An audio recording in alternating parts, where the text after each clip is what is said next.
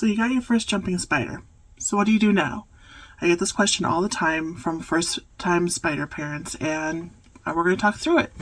So I'm just going to go through some of the key highlighted things that you do need for basic jumping spider care.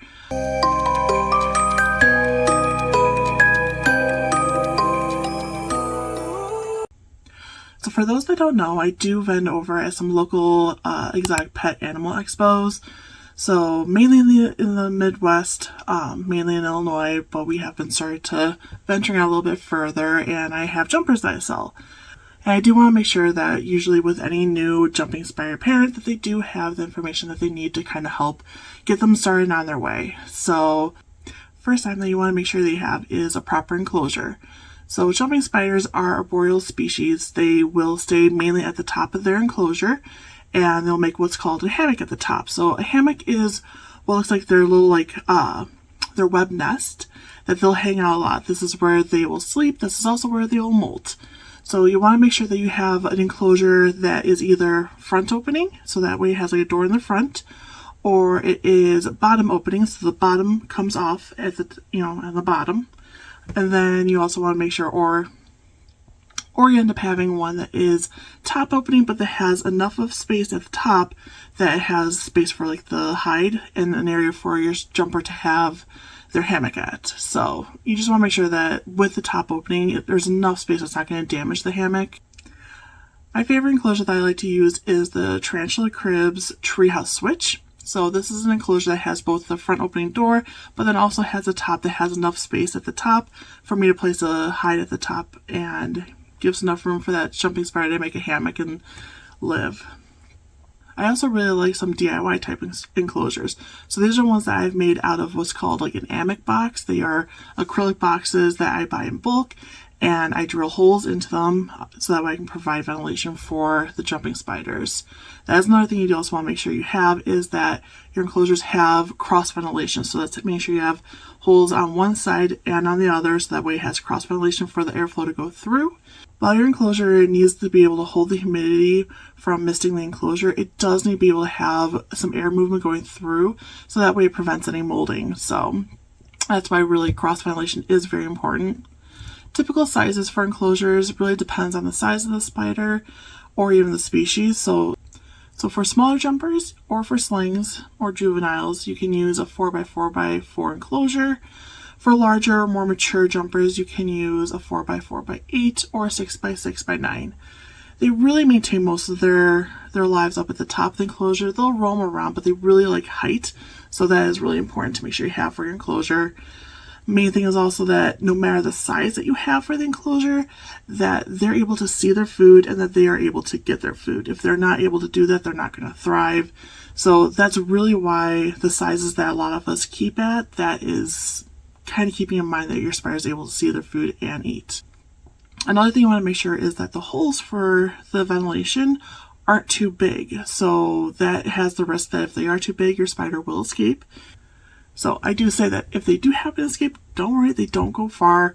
I've had some where they've escaped, and I've usually found them next day. They found a spot nearby the enclosure, maybe up in the ceiling in the corner, over by a windowsill, but they really don't go far. So the next important item to have for your jumping spider is food. They will go after live feeder bugs. They typically will go after any bug that is their size or a little bit larger. They won't go after bugs that are not alive, so that's something like the freeze-dried mealworms. They really won't touch those. Small jumpers and slings, they'll probably eat like the flightless fruit flies, small black soldier fly larvae, and eventually they'll get like mini mealworms too. Juvenile to adults will eat the mealworms, dubia roaches, waxworms, blue bottlefly larvae, black soldier fly larvae, or crickets. Please be cautious when you're feeding them crickets or mealworms. These are bugs that will bite back and they can alive your spider. So you just want to make sure that when you're feeding them, that you don't leave them unattended. Make sure your spider essentially has a hold of the bug and that they are eating it. As for where to get your feeders, flightless fruit flies, mealworms, and crickets you can get at your local pet shop. I also highly recommend places that are online, such as Dubia.com, Mighty Dubia Feeders, and Josh's Frogs. And that's where you can order them and have them shipped to you, which is nice. Another item you're going to want to make sure you have on hand is a mister bottle. So this would be something that you would mist inside their enclosure to provide water and humidity. They will collect the water droplets, they'll use the humidity to help them with molting. You just need to mist the side of the enclosure daily.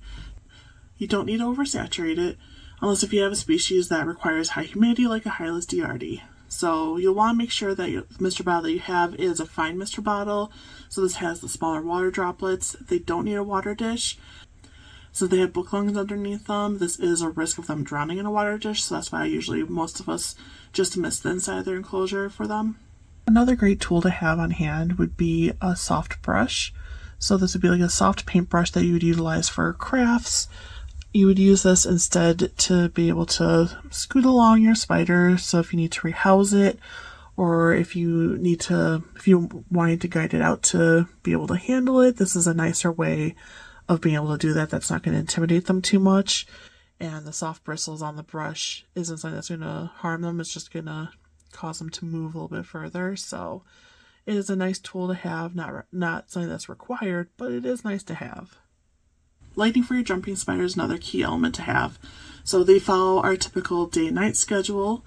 I have an LED strip lighting that I use that is underneath the underside of a shelf that I turn on in the morning and then I turn off at night. You don't have to worry about UVB. This isn't really something that they require like other exotic pets. Plus, usually UVB does not penetrate through acrylic, so really it's not even worth it. Then the last thing you want to make sure is that you have a safe place for your jumping spider.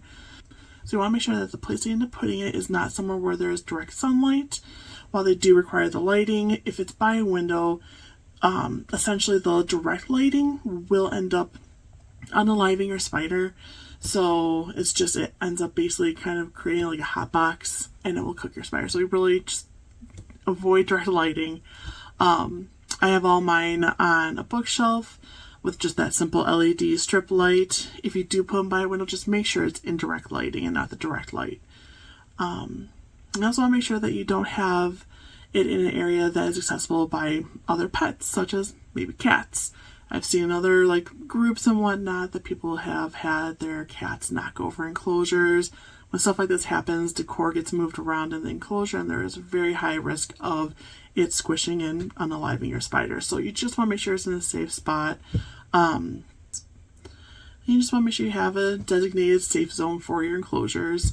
As your it may end up being where your collection grows and you get more jumping spiders. That's where I have my bookshelf. I have all of them up there. It is their spider zone. I call it my little spider neighborhood, spooderhood. Just a good area for them to be. So that's essentially all that you need for jumping spiders. I often tell people that jumping spiders are a really easy, great pet to get into if you're wanting something that's different than cats and dogs and fish. They're not very hard to take care of.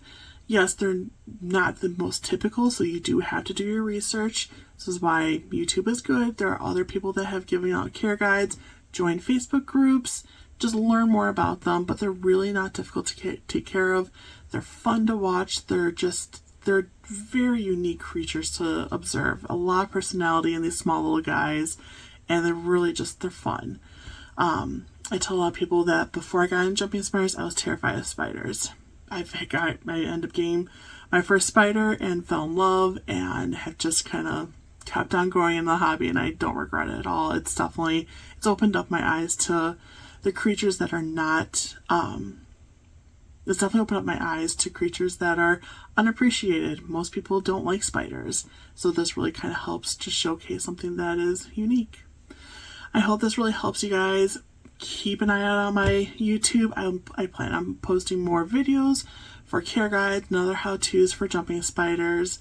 Let me know if there's anything that you want to hear, what you want to learn about. I appreciate the support and the love. So enjoy the rest of your day. Bye, guys.